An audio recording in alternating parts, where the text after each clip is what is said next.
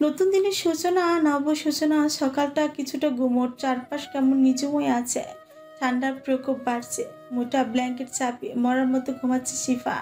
দিন দুনিয়া হুঁশ তা নেই। পরীক্ষা শেষ, তাই শুধুই ঘুম।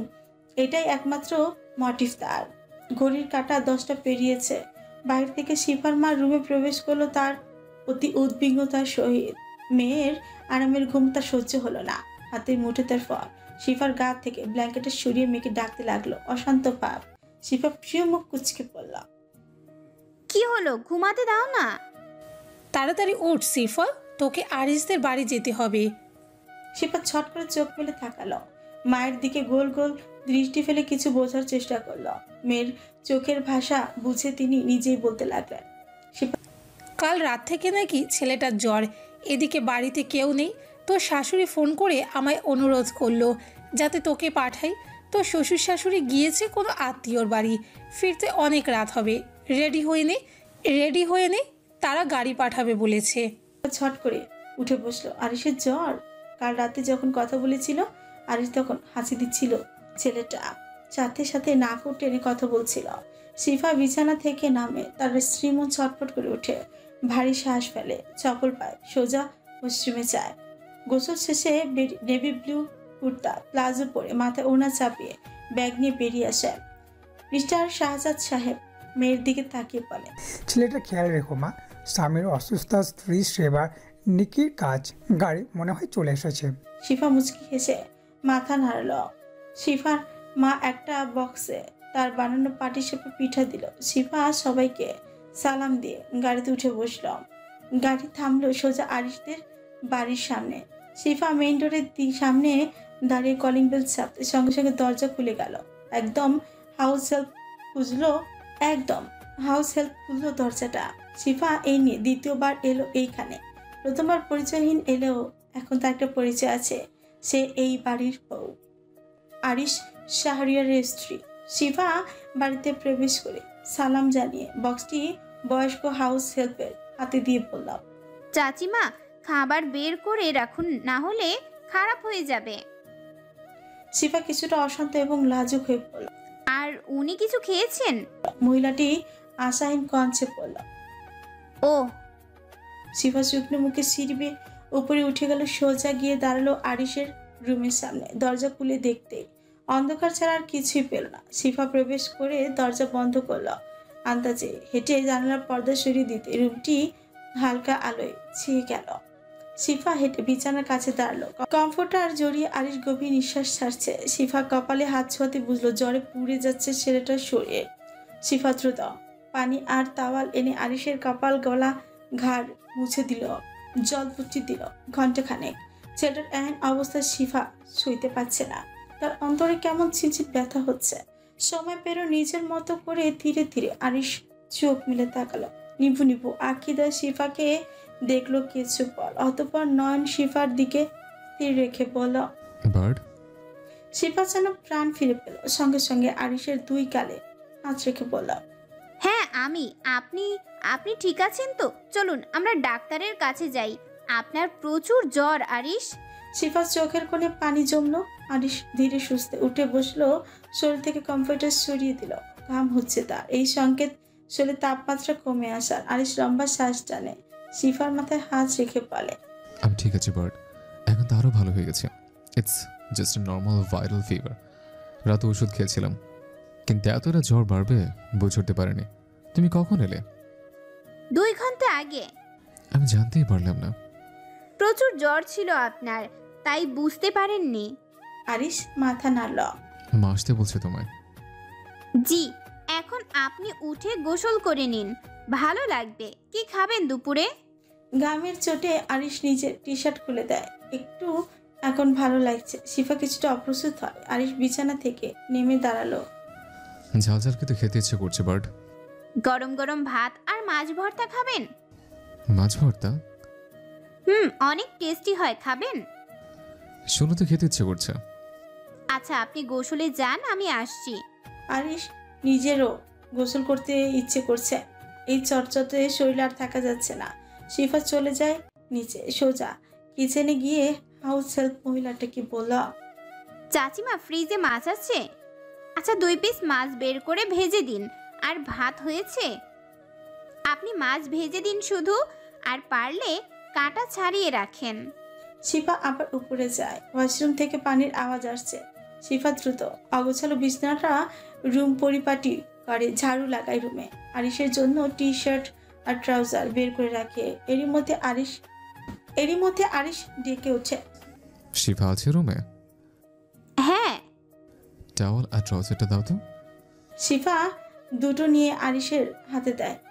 অন্য সময় হলে আরিশ এই সুযোগে সদ্ব্যবহার করত, কিন্তু এখন তার ক্লান্ত ভার শরীর শিফাকে লজ্জায় ফেলতে চাইল না। আরিশ বেরিয়ে এসে সোফায় বসলো। তার সুঠাম দেহের আনাচে কানাচে পানীয় জলবিন্দু জলজল করছে। শিফা সেদিকে এক পলক দেখে শুকনো ঢোক গেলে শিফা ঘাড়ের দিকে ইশারা করে আরিশকে বলল, আপনার কানের পাশে ঘাড়ের চুলে ফেনা লেগে আছে এখনো। মুছে দাও। শিফার দিকে তাওয়াল বাড়িয়ে দিয়ে কথাটি বলল আরিশ। সহজ আবদার। শিফাও নির্দ্বিধায় এগিয়ে এসে আরিশের সামনেই দাঁড়ায়। তাওয়াল দিয়ে ছেলেটির লেগে থাকা ফেনা ভেজা চুল মুছে দিতে লাগলো। ঠিক এই সময় আরিশ জড়িয়ে ধরল শিফার কোমর, নিজের দিকে টেনে শিফার পেটের উপরিভাগে মুখ গুজে দিল। বৃহৎ হাতের বন্ধনে আবদ্ধ শিফা হাঁসফাঁস করে উঠল। শিফা কাহিল, তার শরীর থর থর করে কাঁপছে। আরিশের গরম নিঃশ্বাস তার পেটে এসে লাগছে। শিফা ভারী কি শ্বাস ছাড়ে। শিফার অবস্থাতে বুঝে আরিশ একই ভাবে থেকেই বলল, এত কাঁপাকাঁপি কিসের? না না মানে এতদিন নিজেকে আমি কিভাবে শান্ত করে রেখেছিলাম তা শুধু আমিই জানি। প্রতিটা মুহূর্তে আমার মনে হতো তোমার থেকে একটু ছুটে যাই, আর এভাবেই তোমাকে জড়িয়ে ধরি। আমি অনেক মিস করেছি তোমায় বার্ড। আমিও আরিশ। তাহলে এত হেজিটেশন কেন বার্ড? হেজিটেশন না, এইগুলো নতুন আমার জন্য। অভ্যাস করিয়ে দেব। বেশ কিছুক্ষণ এভাবেই থাকলো আরিশ। শিফা বাধা দিল না। আরিশ আলতো ঠোঁটের স্পর্শ দিয়ে সোজা হয়ে বসলো। শিফা হাঁপ ছেড়ে বাঁচল। এইভাবে যে সবসময় ছাড়া পেয়ে যাবে তা কিন্তু নয়। শিফা শুকনো ঠোক গিলে বলল, আমি খাবার নিয়ে আসছি। তুমি খেয়েছো? না। বেশি করে নিয়ে এসো, আমায় খাওয়াবে আর নিজে খাবে, ওকে? শিফা মাথা নাড়িয়ে নিচে চলে গেল। শুকনো লঙ্কা, রসুন আর পেঁয়াজ হালকাভাবে ভেজে আর সরিষার তেল দিয়ে শিফা এক জিভে জল আনার মতো ভর্তা বানালো। গরম ভাতে অল্প নুন আর কাঁচা মরিচ দ্বারা পুরো ভাত মাখলো। সেসব খাবার নিয়ে রুমে প্রবেশ করে সোজা আরিশের পাশে বসলো। আরিশ লম্বা একটা শ্বাস টেনে বলল, গ্রানে জিভে পানি আসছে শিফা, তাড়াতাড়ি দাও। শিফা আলতো হেসে ভাত মাখিয়ে আরিশের মুখে তুলে দিল। জ্বর মুখে এ যেন অমৃত লাগলো আরিশের কাছে। কিন্তু শিফার দেওয়া ছোট ছোট লোকমাতে মন ভরল না আরিশের। শিফা একটু বড় লোকমা দাও, ওইটুকু তো আমি মুখে মিলিয়ে গেল। আরিশের বাচ্চা সুলভ কথায় শিফা না হেসে পারল না। বেশ বড় লোকমা আরিশের মুখে তুলে দিয়ে বলল, এবার ঠিক আছে। তুমিও খাও। দুজন মিলে খাওয়া শেষ করলো। শিফা বাসনে নিচে রেখে এলো, ভালো করে হাত ধুলো। লঙ্কা মাখিয়েছে সে। রুমে এসে দেখে আরিশ ল্যাপটপ হাতে নিয়ে বসেছে। শিফা অসন্তোষ প্রকাশ করে বলল, ঔষধ খেয়েছেন? না। কেন? বউ আছে, এখন সে আমার খেয়াল রাখবে, ওষুধ খাওয়াবে। শিফা রুদ্ধশ্বাস ছেড়ে বলে, ঔষধ কোথায় রাখা? ড্রয়ারে। শিফা ওষুধ খুঁজে বের করে। আরিশ ওষুধ খেয়ে আবারও ল্যাপটপে মনোনিবেশ করে। শিফা এবার ভাবে সে কি করবে, তাই বলে, একটু ঘুমান আপনি, এখন আবার ল্যাপটপ কেন? একটা কাজ বাকি আছে, কাল রাতে করবো ভেবেছিলাম, কিন্তু করা হয়নি। এখন একটু সুস্থ লাগছে তাই করছে। তুমি ঘুমাও এখানে। শিফার কিছুটা অস্বস্তি হচ্ছে। সবকিছু তো নতুন।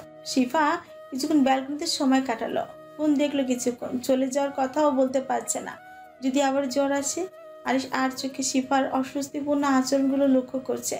ল্যাপটপে চোখ রেখে আরিশ গম্ভীর স্বরে বলল, বেছে নিয়েছো ঘুমাও শিফা, এত অস্বস্তি ফিল করার কিছুই নেই। খুব দ্রুতই আমি তোমায় জোর করে বড্ড আদর করবো, তখন কোথায় পালাবে? শিফার কান থেকে ধোঁয়া নির্গত হচ্ছে যেন। তার গাল গরম হয়ে আসে। ভারী কি নিঃশ্বাস ফেলে চপল পায়ে হেঁটে সোজা বিছানার অন্য পাশে শুয়ে পড়ল। গুটিয়ে শুটিয়ে শুয়ে চোখ বন্ধ রাখল। আরিশ তার গায়ে কম্পিউটার চাপিয়ে দিল। ঘন্টাখানেক ল্যাপটপে নজর গেড়ে রাখলো আরিশ। এবার তার শরীরেও ভার করলো ক্লান্তি। একটা চিনচিনি ব্যথা অনুভব হলো দেহে। আরিশ ঘাড় ঘুরিয়ে বাকি রুদ্ধশ্বাস ছাড়ে। ল্যাপটপ রেখে প্রশস্ত দেহ এলিয়ে দেয় বিছানায়। গায়ে কম্পিউটার জড়িয়ে নেয়। হাত বাড়িয়ে সোজা শিফাকে টেনে নেয় নিজের কাছে। মেয়েটা ঘুমের মধ্যে কেঁপে উঠল। শিফার কামিজ সরাতে হাত রাখে উন্মুক্ত শরীরে। একটা সময় আরিশও ঘুমিয়ে যায়। সন্ধ্যা তখন 6টার কাছাকাছি। তানিয়ার ফোন সুইচ অফ। কাল থেকে সেটাই বলছে। 1000বার কল করে মেয়েটাকে পাওয়া যায়নি। কাল তানিয়া সেভাবেই চলে যেতে তাহসিন তার পিছু নেয়। কথা বলার চেষ্টা করে কিন্তু মেয়েটা একটা বাক্য বিনিময় করেনি তার সাথে। রাতে সোজা তানিয়াদের বাড়ি উপস্থিত হতেই বাড়ির সকলে মিলে তাকে ঘিরে ধরে। জামাই আপ্যায়নে ব্যস্ত হয়ে ওঠে সবাই। এক মুহূর্তের জন্য তাকে কেউ ছাড়েনি। তাহসিন যেন অসহায়। তার সাথে সবকিছু ওলটপালট হচ্ছে। তাহসিন এক নজর তানিয়াকে দেখার জন্য আকুল হয়ে থাকে কিন্তু মেয়েটার দেখা মিলে না। সকালেও তাহসিন শ্বশুরবাড়ি হাজির হয়। লজ্জা লেগেছিল তার। এভাবে পরপর শ্বশুরবাড়ি আসা তার জন্য অস্বস্তি ছিল। কিন্তু কি করা, বউ তাকে ভুল বুঝেছে। তার রাগ ভাঙাবে আপাতত সব থেকে বেশি গুরুত্বপূর্ণ কিন্তু বিপত্তি ঘটে যতক্ষণ তাহসিন ছিল তানিয়া ঘুমিয়ে। সত্যি ঘুমিয়েছিল কিনা জানা নেই, কিন্তু তানিয়ার মা অতি নিরাশার সহিতই বলে গিয়েছিল, মেয়েটা এত বেলা পর্যন্ত ঘুমায় না বাবা, আজ কি হলো কে জানে। এখন সন্ধ্যা। অশান্ত হৃদয়ে গেঁথে বসেছে তানিয়া নামক মেয়েটির কথা। তার সেই অশ্রু ভেজা নয়ন জমে আছে তাহসিনের মস্তিষ্কে। মাথার চুল ছিঁড়তে মন চাইছে তার।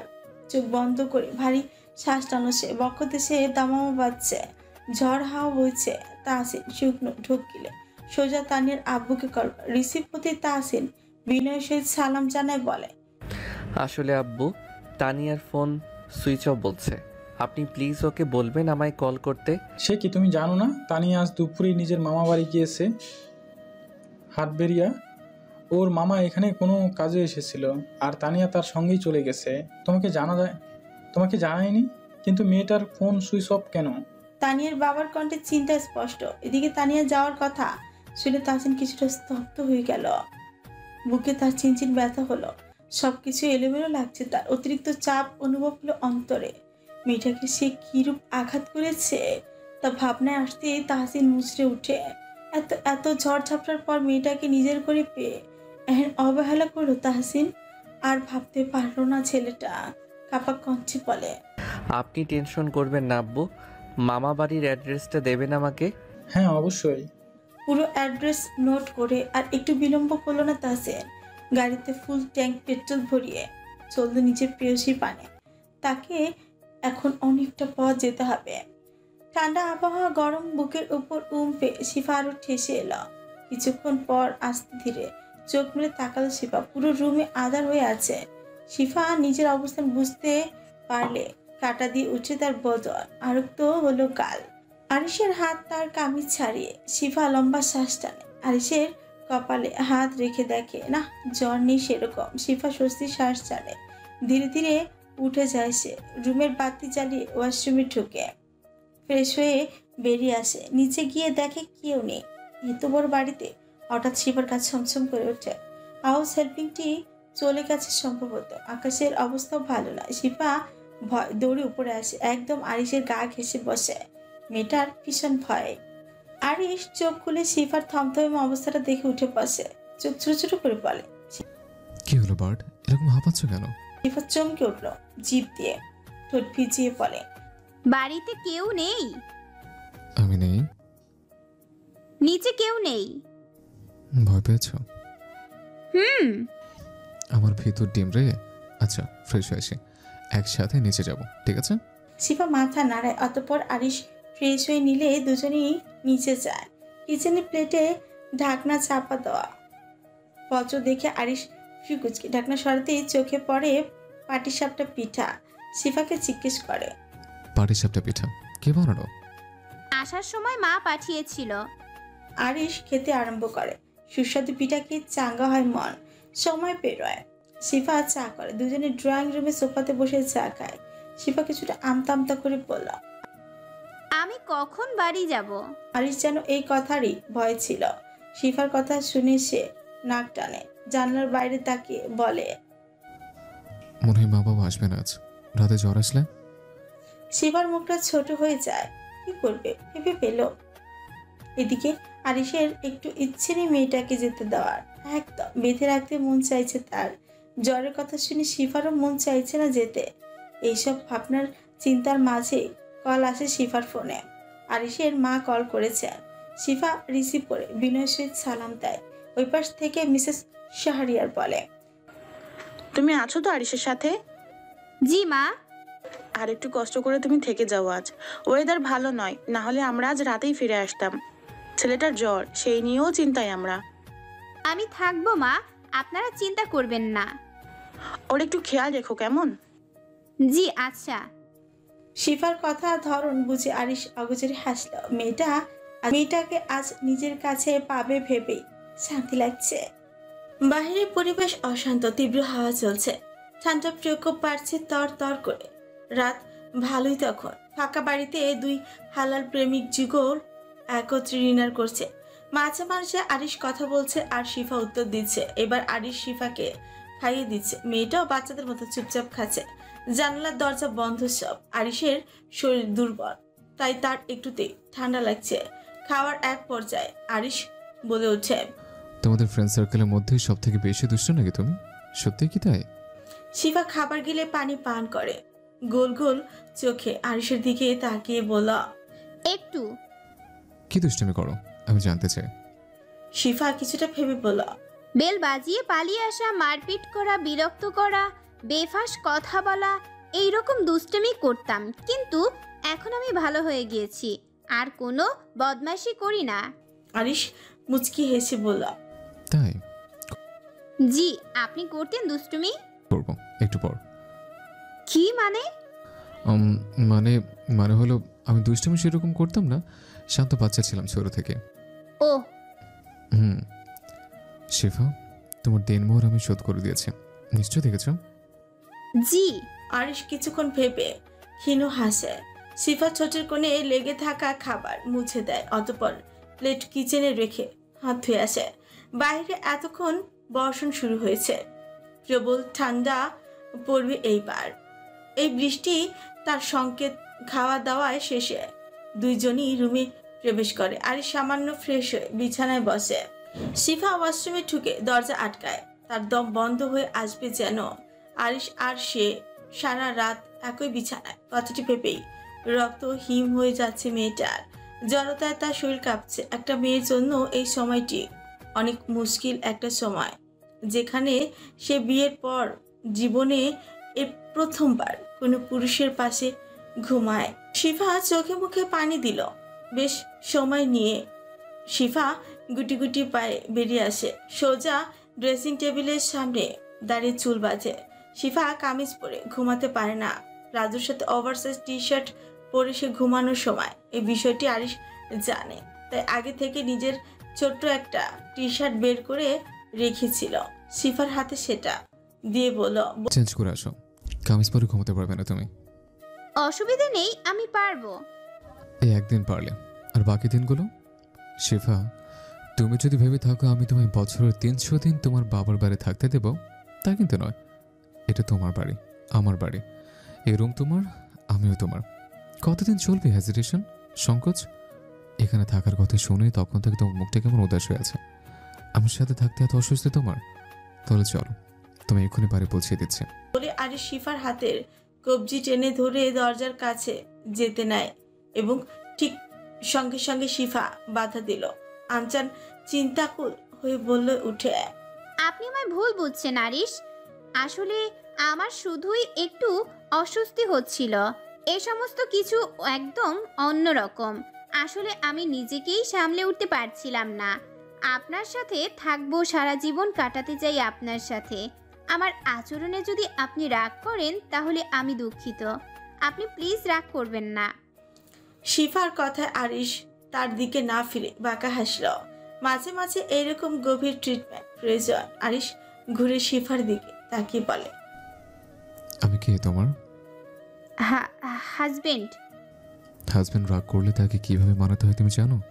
শিফা বুকার মতো মাথা নাড়ায়। আরিশ সামান্য ঝুঁকে শিফার মুখোমুখি হয়ে বলল, কিস করে জড়িয়ে ধরে মাথায় হাত বলিয়ে দিয়ে তাদের রাগ ভাঙাতে হয়, বুঝছেন মিসেস? শিফা লাজে রাঙা হয়ে বলে, জি। নাও গো অ্যান্ড চেঞ্জ। শিফা টি শার্টটি নিয়ে দৌড়ে ওয়াশরুমে ঢুকে। তার বুক কাঁপছে, এলোমেলো সে। বেশ কিছুক্ষণ পর শিফা বেরিয়ে আসলে আরিশ বিছানায় বসে তীক্ষ্ণ নজরে তাকিয়ে থাকলো তার দিকে। মেয়েটাকে অন্যরকম লাগছে, একদম পাগল হওয়ার মতন। শিফা অত্যাধিক ঢিলাঢালা কাঁধ থেকে খসে পড়া টি শার্ট সামলালো টেনে টুনে। গুটি গুটি পায়ে বিছানার উপর সাইডে বসলো সে। ঠান্ডায় কাবু হয়ে কম্পিউটারের মধ্যে ঢুকে পড়লো মেয়েটা। আরিশ রুদ্ধ শ্বাস ছেড়ে ফোন হাতে সোজা ব্যালকনিতে গেল। ফোন কলে কারোর সাথে কথা বলল আধ ঘন্টা খানেক। অতঃপর রুমে এসে শিফার কামিজ ওড়না সব নিয়ে হ্যাঙ্গারে টানালো। ওয়াশরুম থেকে আরেকটু ফ্রেশ হয়ে এসে রুমের লাইট অফ করে সোজা বিছানায় উঠে কম্পিউটারের ভেতর। এইদিকে শিফা এক কোণে গুটিয়ে শুয়ে আছে, যেন একটু নড়লেই পড়ে যাবে সে। আরিশ জানে মেয়েটা ঘুম হয়নি। শিফার পেটের উপর হাত রেখে সোজা ওকে টেনে নিল নিজের দিকে, বুকের সাথে মিশিয়ে নিল পুরো। ভয়ে থরথর করে কাঁপতে লাগলো শিফা। আরিশ আজ মাতাল হলো যেন। মেয়েটাকে সোজা করে ঝুঁকে পড়লো তার দিকে। ড্রিম লাইটের স্নিগ্ধ আলোয় দেখা যাচ্ছে শিফার শ্যামা মুখশ্রী। চোখ খিচে বন্ধ করে কাঠ হয়ে শুয়ে আছে মেয়েটা। আরিশ আলতো হাসে। একটু বিয়ে হলে কি হতে হবে বার্ড? শিফা ঝট করে চোখ মেলে তাকালো, শুকনো ঢোক চিপে কিছু বলতে গিয়েও আটকে গেল। সময়কে অযথায় অতিবাহিত না করে আরিশ সোজা অধর ডুবালো আপন স্ত্রীর কাঁপতে থাকা ছোটে। আরিশ শিফার পিঠের নিচে এবং গলার ভাঁজে হাত রেখে আরো টেনে ধরে নিজের দিকে। শিফার পুরো শরীর কাঁপছে, পাঁজরের হাড়গুলিতে কটকট আওয়াজ হচ্ছে যেন। মাতাল আরিশ ব্যস্ত, সে অতি ব্যস্ত অধর সুধা পানে বিশ্রামহীন চুমুতে নাস্তানাবুদ করছে মেয়েটাকে। শিফা পারে না কিছুই, সে তো শুধু ভারী নিঃশ্বাস ত্যাগ করছে।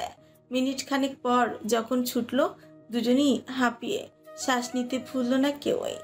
আরিশ শিফার ঠোঁটের উপর আঙুল স্লাইড করে খোল লাগা কঞ্চে বলে, অপরিপক্ত চুমু, it's okay, I will teach you, you know I am a very good teacher. আরিশের এহেন কথায় লাজে জুবুথুবু হলো শিফা। মুখ গুজে দিল আরিশের বুকে। আরিশ এইটুকুতেই শান্তি পেল না, আরো একটু লাগবে তার শিফাকে। কথাবার্তা ছাড়ে আরিশ টেনে টেনে ওর পরনের টি শার্টটি খুলে ফেলল। শিফা পালিয়ে বাঁচে, কিন্তু সেটা সম্ভব না। পালিয়ে সে কোথায় যাবে? এই মানুষটি তো তার ঠিকানা। শিফা নিজের ভার ছাড়ে সেই চিকন বদনে। আরিশ নিজের ভার ছাড়ে সেই চিকন বদনে, গলার ভাঁজে ঠোঁট ছোঁয়ায়, ব্যথাত চুমনে ভরিয়ে তোলে সেই জায়গা। হাতের নিত্য মাতাল। শিফা চুপচাপ, যা হচ্ছে তা সবই কিছু নতুন, একদম নব অনুভূতি। ভয় পাচ্ছ বার্ড? হুম। ঘুমাবে? হুম। ঘুমাও তাহলে, কিন্তু এইভাবেই ঘুমাতে হবে, পারবে না? পারবো। তাহলে ক্লোজ ইউর আইস, না হলে I close to you badly. ঝপ করে চোখ বন্ধ করে শিফা। এই চোখ আর সকাল পর্যন্ত খুলবে না। আরিশ চোখ টিপে হাসে। সোনার একটি ঝলকানিতে এই মেয়েটা কাহিল, বাদ বাকি তো ভাবনার বাইরে। তাহসিনের গাড়ি যখন তানিয়ার মামার গেটের কাছে এসে থামলো, তখন বর্ষণ দৃঢ়। ঘড়িতে তখন 12:30টার অধিক। গেটে তালা দেওয়া, বাড়ির মানুষজন এখনো জেগে কিনা বোঝা গেল না। তাই তাহসিন ফোন করে এই কথাটি জানা তানিয়ার বাবাকে। তার ঠিক মিনিট 10 পরেই বাড়ি থেকে কাঁপতে কাঁপতে ছাতা হাতে বেরিয়ে এলো তানিয়ার দুই মামা। ভাগ্নি জামা এসেছে, তাও এই সময়। প্রথমবার মামা বাড়িতে, ব্যস্ত সকলে। পরিবারের সবাই এক প্রকার উত্তেজিত। তালা খুলে তানিয়ার বড় মামা এগিয়ে এলো। তাহসিন গাড়ি থেকে নামতে যাবে, ঠিক তার আগেই তিনি বলে উঠছেন। তাহসিন তাই করলো। গাড়ি থেকে নেমে দাঁড়াতেই তার মাথায় ছাতা ধরে। তাহসিন সালাম করে। সালামের জবাব দিয়ে বড় মামা বলে, তাহসিন বলে, কিছু জিনিস আছে সেগুলো। আচ্ছা। তাহসিন সহ দুই মামা ভেতরে প্রবেশ করে। নানা নানি, দুই মামি সহ তানিয়ার মামাতো ভাই বোনেরা ড্রয়িং রুমে ভিড় জমিয়েছে। সকলের চোখে তন্দ্রার রেশ, কিন্তু তাও সবাই একত্রিত হয়েছে তাহসিনের জন্য। সবার সাথে কুশল বিনিময় করে তাহসিন, কিন্তু তার অশান্ত মন এবং তৃষ্ণার তো আঁকিয়ে খুঁজে চলেছে তানিয়াকে। মুখ ফুটে কিছুই বলতে পারছে না বেচারা। রাতের তাড়াহুড়োর জোগাড়ে যতটুকু পারলো মামিরা নাস্তার আয়োজন করলো। তাহসিন শুধু গরম চা খেলো, আর এর বেশি কিছুই না। তাহসিন মৃদু হেসে এই কথা বলছে নানা নানির সাথে। এরই মধ্যে তানিয়ার ছোট মামার 6 বছর বয়সী মেয়ে এসে তাহসিনের সামনে দাঁড়ালো। তানিয়া মুচকি হেসে তাকে কোলে তুলে নিল। কি নাম তোমার ডার্লিং? তুহিনা। বাহ, beautiful name, just like you. Tuhina হাসলো খিলখিল করে। তাহসিনের কানের কাছে ফিসফিস করে বলল, তানিয়া আপিকে খুঁজছেন তাই না? তাহসিন ফ্রিকুচকে চোখ ছোট ছোট করে বলল, তুমি কিভাবে জানলে? জানি আমি। আমার আব্বু কাজ থেকে বাড়ি এসে প্রথমেই মাকে খোঁজে। তাই নাকি? জি। সিঁড়ির দিকে তাকান। তাহসিনের ঘাড় ঘুরিয়ে সিঁড়ির দিকে তাকাতেই দেখলো তানিয়া দাঁড়িয়ে চুপচাপ পুতুলের মতন। খোলা চুল, সালোয়ার কামিজ পরনে, গায়ে চাপানো চাদর। তার অনুভূতিহীন ভাবে তাকিয়ে আছে তাহসিনের দিকে। তাহসিনের হার্টবিট মিস হলো, যেন নিংড়ে গেল অন্তর। মনে পড়লো যেন তানিয়ার সেই হতাশা হাসে। তাহসিন শুকনো ঠুকিল। তানিয়ার নানা বলে ওঠে, নানু ভাই, এবার তুমি বিশ্রাম নাও, অনেক রাস্তা পেরিয়ে এসেছো, সকালে খুব গল্প হবে আমাদের। তাহসিন বিনয়ের সহিত বলল, অবশ্যই নানা যান। তাহসিন উঠে দাঁড়ালো, সবার দিকে তাকে মুচকি হেসে সিঁড়ির দিকে এগিয়ে গেল। তানিয়া নিস্তব্ধতার সহিত হাঁটা দিল। তাহসিন তার পিছু নিল। দোতলার একটা রুমে প্রবেশ করলো তাহসিন। তানিয়া আগে গিয়ে বিছানায় সামান্য গুছিয়ে নিল। এই রুমে একটা সোফা আছে। তানিয়া আজ সেখানেই শোবে। একটা বালিশ আর কাঁথা নিয়ে সোফায় রাখলো। তাহসিন দরজায় দাঁড়িয়ে সবটা দেখলো। মেয়েটা একটা কথা পর্যন্ত উচ্চারিত করলো না। অন্তরে গিয়ে বিঁধল সবকিছু। এরই মাঝে তানিয়ার বড় মামার 18 বছরের ছেলে তাকে তার টি শার্ট আর ট্রাউজার দিয়ে গেছে। সেটার মাপ অনেকটাই তাহসিনের মতোই। তাহসিন দরজা বন্ধ করে ওয়াশরুম থেকে ফ্রেশ হয়ে বেরিয়ে এসে দেখলো তানিয়া সোফায় শুয়ে পড়েছে চাদর মুড়িয়ে। তাহসিন থিম পায়, তানিয়ার কাছে দাঁড়ালো। অতিরিক্ত ভারাক্রান্ত স্বরে বলা, কথা বলবে না তানি? উত্তর নেই। তাহসিন আবারও বলে, তুমি বিছানায় ঘুমাও, আমি এখানে ঘুমাচ্ছি। নীরব তানিয়া। তাহসিন সামনের চুল পেছনে ঠেলে বলে, এত রাগ না বলেই চলে এসেছো, ফোন বন্ধ করেছো নিজের। তানিয়া প্লিজ কিছু তো বলো, এতটা পথ এসেছি তোমার জন্য, এত অবহেলা। কথা বলি, সবটা বোঝানোর সুযোগ দেবে না? এত কথা বলার পরেও তানিয়া একদম নীরব। তাহসিন ভাবে তানিয়া হয়তো সত্যি ঘুমিয়ে পড়েছে। মনে মনে ভাবে মেয়েটাকে কোলে তুলে বিছানায় শুয়ে দিবে। আবার পরক্ষণে ভাবে তানিয়া যদি আর রেগে যায়। তাহসিন বিছানায় শুয়ে পড়ল। তানিয়ার দিকে ফিরে চেয়ে থাকলো তার দিকেই। ক্লান্ত শরীর আরাম পেয়ে ঘুমিয়ে গেছে কখন টের পায়নি তাহসিন। তাহসিনের ঘুম ভাঙলো সকাল 9টার দিকে। চোখ খুলে দেখে রুম খালি। তাহসিন উঠে আছে, ফ্রেশ হয়ে নিচে যায়। পুরো পরিবার হলরুম জুড়িয়ে ছড়িয়ে। কিচেন থেকে ঘি দিয়ে ভাজা পরোটার ঘ্রাণ আসছে। তাহসিনের খিদে পাচ্ছে এবার। তার ফট করে মনে পড়ে কাল এখানে আসার সময় সে বেশ কিছু মিষ্টি ফলমূল কিনেছিল, তার সব গাড়িতে। কাল বৃষ্টির কারণে কিছুই আনা হয়নি। তাহসিন উঠানে গিয়ে দেখে স্যাঁতস্যাঁতে উঠোন, এক কোণে মাটির চুলোর ব্যবস্থা করা ছাউনি দিয়ে। সেখানে বসা তানিয়া আর নানি পিঠা বানাচ্ছে, সাথে বসে তুহিনা।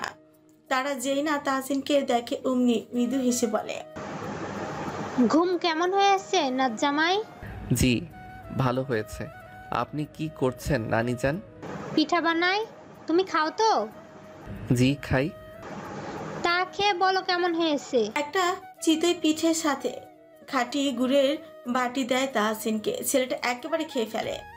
এ যেন অমৃত। তাহসিন জিভ দিয়ে চেটে চেটে বলে, অনেক মজা নানি যান, আপনি তো অনেক ভালো পারেন পিঠা বানাতে।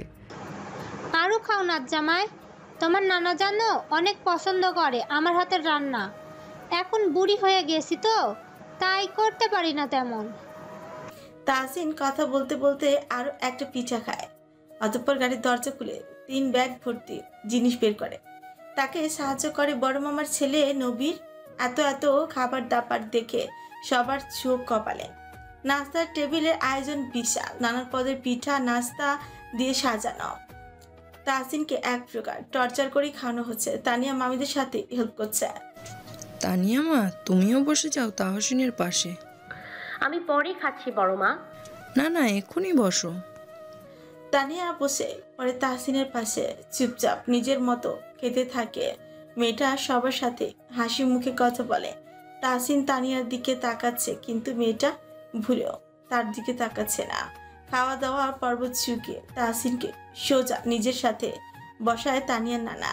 নাচ জামাইকে কাছে পেয়ে নিজের জোয়ানকালের গল্পে মেতে উঠে তাহসিনও বেশ আড্ডা দেয়। তার মন চনমন করছে, কিন্তু সবার সামনে থেকে কিভাবে কি করবে ভেবে চুপচাপ বসে আছে সে। তাদের গল্প শেষ হলো জোহরের আজানের সময়। তাহসিন সব ছেলেদের সাথে গেল গোসলের জন্য, তাও পুকুরে। হাড় কাঁপা ঠান্ডার মাঝে এক প্রকার থরথর করতে করতে দাঁতের সাথে দাঁত বাড়ি খেতে খেতে তাহসিন সোজা রুমে আসলো। বিছানার ওপর তার পাঞ্জাবি পাজামা রাখা। এটা কার সে জানে না, কিন্তু কাজটা তানিয়ার। চেঞ্জ করে সবার সাথে মসজিদ। নামাজ শেষে দুপুরে খাবারের আয়োজন। তানিয়া তাহসিন দেখলো এখন লাল সালোয়ার কামিজ পরনে, ওড়না দিয়ে মাথা ঢাকা। প্রচুর সুন্দর লাগছে মেয়েটাকে, নজর ফেরানো মুশকিল। দুপুরে খাবার টেবিল ছাড়ি পেট ফেটে যাওয়ার উপক্রম না হওয়া পর্যন্ত ছাড় নেই তাহসিনের। খাওয়া শেষে তাহসিন সোফায় বসে, 2 মামা নানার সাথে নবীর। একটু বিশ্রাম নিয়ে 4 পুরুষ গেল গ্রাম ঘুরতে। ঠিক তা না, গ্রাম ঘোরাতে তাহসিনকে। জমি, পুকুর, বাদা বাগান সব দেখালো তাহসিনকে। বাড়ি ফিরে এলো মাগরিবের নামাজ পড়ে। সন্ধ্যার পর তাহসিনের ছোট সালাসারের আবদার করে তাহসিনকে গাড়ি করে ঘুরতে যাবে। এই সুযোগ ছাড়ে না তাহসিন। তুহিনাকে বলে তানিয়াকে ডেকে আনতে, যদি সে ঘুরতে যেতে চায়। তানিয়া ছিল ওর বড় মামির ঘরে। তানিয়া আপি, চলো আমরা ঘুরতে যাচ্ছি। কোথায় বাবু? দুলাভাইয়ের সাথে, ওনার গাড়ি করে। অনেক মজা হবে, চলো না। তোমরা যাও, আমার শরীর ভালো লাগছে না। প্লিজ চলো। তোমরা ঘুরে আসো বাবু, আমার শরীর ভালো না। ঠোঁট উল্টে তুহিনা তাহসিনের কাছে গিয়ে সবটা বলে। তাহসিন ফোঁস করে নিঃশ্বাস ছেড়ে তাদের নিয়ে বেরিয়ে যায়। ঘুরে ফিরে খেয়ে দিয়ে অনেক রাত করেই তারা বাড়ি ফেরে। পুরো একটা দিন তাহসিনের চোখের সামনে থেকেও তানিয়া তার দিকে ফিরেও তাকায়নি, একটা বাক্য ব্যয় করেনি। তাহসিন রুমে প্রবেশ করে, দেখে রুম খালি। ছোট্ট বারান্দায় পর্দা উঠছে। তাহসিন সেদিকে এগিয়ে যায়। ফ্লোরে কুশন পেতে তানিয়া বসে আছে গায়ে চাদর মুড়িয়ে। আখি তার দূরে কোথাও, চিকচিক করছে সেই টানা টানা চোখ। তাহসিন সোজা গিয়ে তানিয়ার সামনে বসে। তানিয়া এক পলক তাকে দেখে আবারও নজর ঘুরিয়ে নিল। তাহসিন ভারী কি কঞ্চে বলে উঠে, একবার কথা বলো তানিয়া, আমার দিকে একবার তাকাও। এই 2 দিন আমি কিভাবে পার করেছি একবার আমায় জিজ্ঞাসা করো। এক একটা সেকেন্ড পাহাড় সমান আমার কাছে। তানিয়া, একবার কথা বলো, শুধু একবার। কণ্ঠ কাঁপছে তাহসিনের। তানিয়ার মুখে যেন কেউ কুলু পেটে দিয়েছে। তাহসিন অস্থির হয়ে বলে, এত রাগ, এত অভিমান, একবার তাকাবে না, কথা বলবে না, আমাকে এক্সপ্লেইন করার সুযোগটুকু দেবে না?